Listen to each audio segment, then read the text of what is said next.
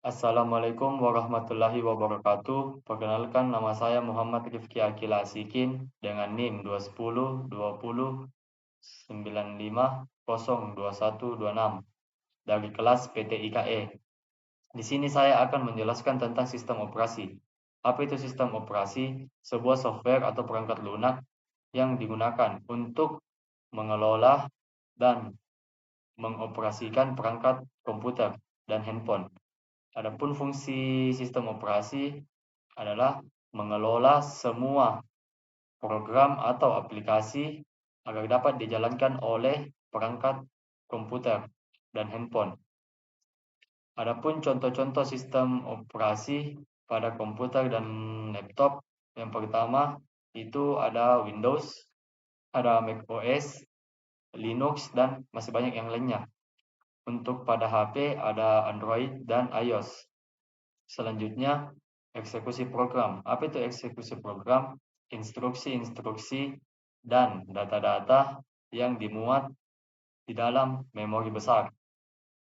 Dan berkas harus diinisialisasi.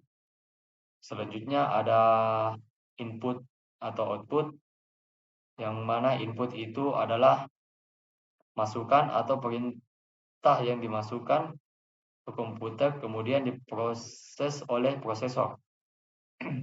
Kalau output, keluaran dari input yang dapat digunakan. Contoh input itu ada keyboard, ada mikrofon, dan masih banyak lainnya.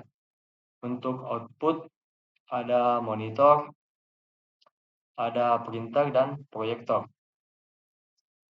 Selanjutnya manipulasi file. Apa itu manipulasi file? Merubah isi dan ukuran file.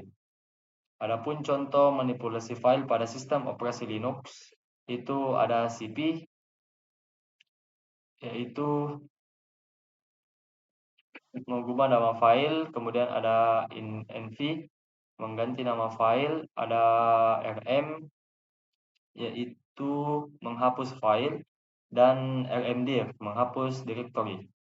Selanjutnya, proses-proses start, heap, dan text. Apa itu start? Struktur data yang membuat menjadi lebih mudah untuk mengatur penyimpanan komputer.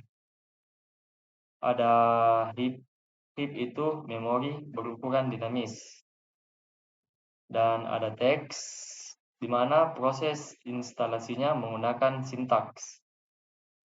Selanjutnya, siklus hidup proses. Bila sebuah proses dieksekusi, maka statusnya berubah-ubah. Adapun tiga tipe state siklus hidup proses. Yang pertama ada running. Running itu proses sedang mengeksekusi instruksi. Kemudian ada block, di mana proses untuk menunggu kejadian untuk melanjutkan tugasnya. Dan yang terakhir ada ready, proses siap dieksekusi. Selanjutnya PCB atau proses control block, digunakan untuk mengontrol berbagai informasi yang aktif. Dan hampir semua perangkat sistem operasi memiliki PCB.